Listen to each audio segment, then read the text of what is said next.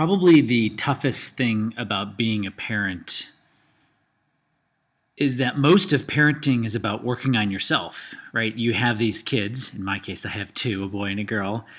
And I'm pretty much sure that one of their main jobs on this planet is to have me figure out where all of my flaws are or where all of my areas of growth are. And just by them not listening to me, I can learn very quickly what those faults are, what those areas of growth are.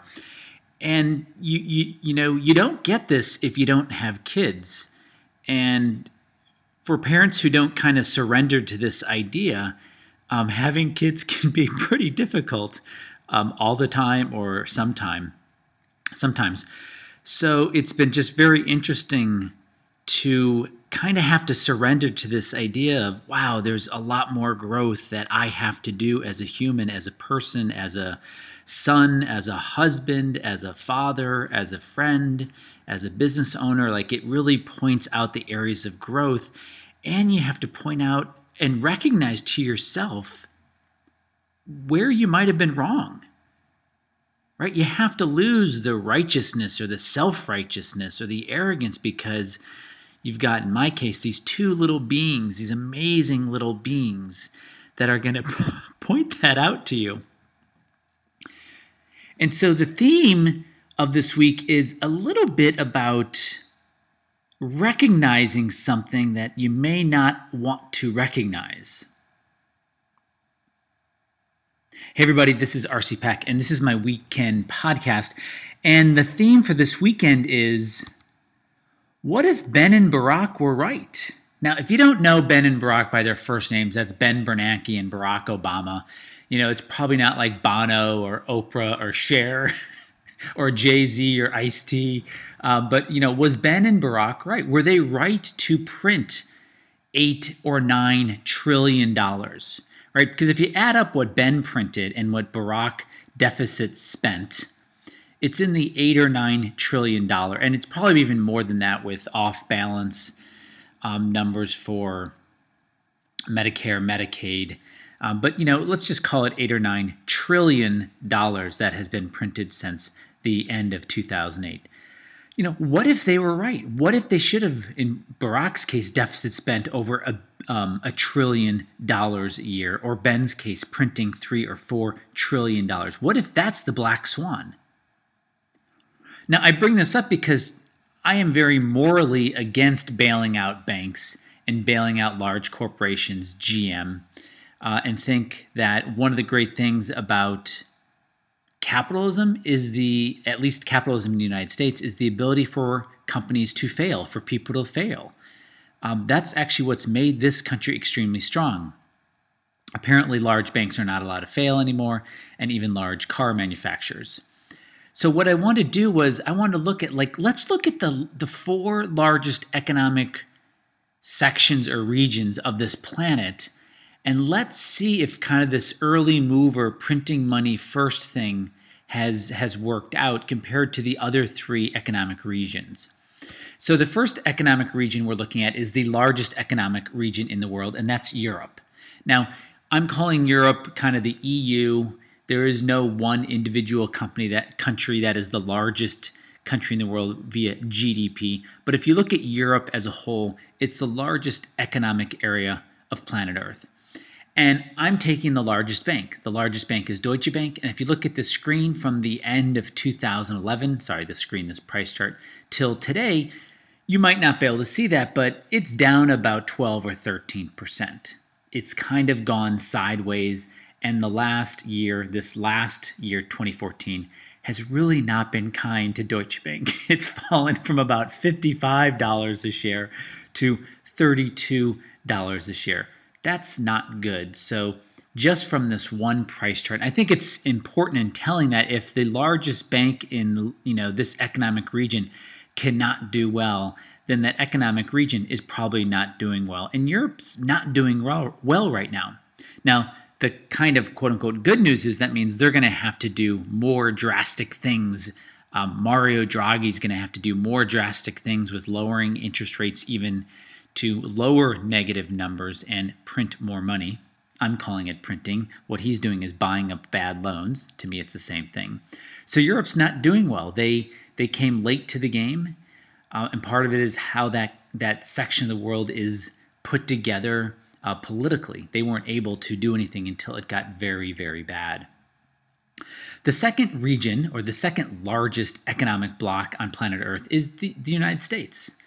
And the price chart that I have here is Bank of America. Bank of America is the largest bank in the United States. And as you can see from this price chart, it's done pretty good. At the end of 2011, it was around $5.50 a share. And today it's around $16.60 a share. So almost up 200% over the exact same time period. So clearly what the US did and what Europe did confronting this 2008 meltdown has had different impacts on those two economies. The third economic bloc I want to show you is China. Now, China itself has the second largest GDP in the world, but as an economic bloc, it's the third largest in the world. And what you see here is a price chart of the Commercial and Industrial Bank of China. I didn't put the ticker symbol on here because its ticker symbol is a bunch of numbers, so it doesn't really, well, it kind of confuses my brain to just see a bunch of numbers for a ticker symbol. But if you look at this screen, you can see two things, or at least I can see two things. From the end of 2011 to today, this price chart's gone up from about $4.50 to $5. So not bad, up about 10%. But then notice from the beginning of 2013 till today, this stock has fallen from about, generally speaking, $6 to $5. So it's, I think that tells us something about what's going on in China since January 1st, 2013, that things are slowing down, things are not going as well as maybe the not voted in government wants us to believe. And then lastly, I want to show you Japan. Japan's largest bank, it's Mitsubishi Financial Group. And again, if you look at this price chart from the end of 2011, it was at about $4 a share, and now it's at about $5.42 a share. And like China, it's been falling since 2013.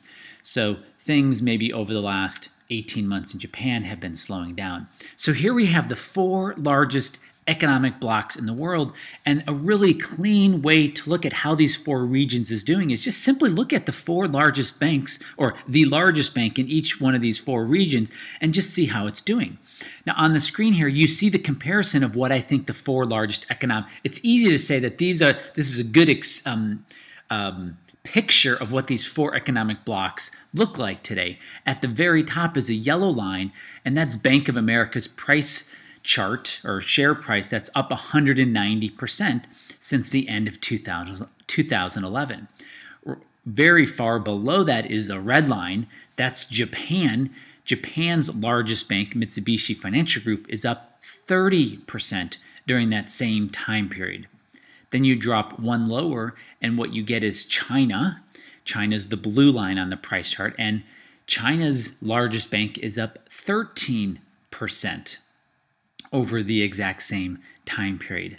And then at the very, very, very bottom, you've got Europe. You've got Deutsche Bank that has been absolutely crushed this year, down significantly, 60% down.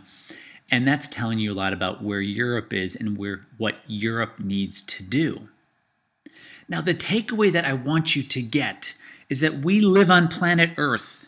We don't live in the Milky Way or the solar system or the local group. These are actually all addresses of the universe. We live on one planet, and this planet is a closed system.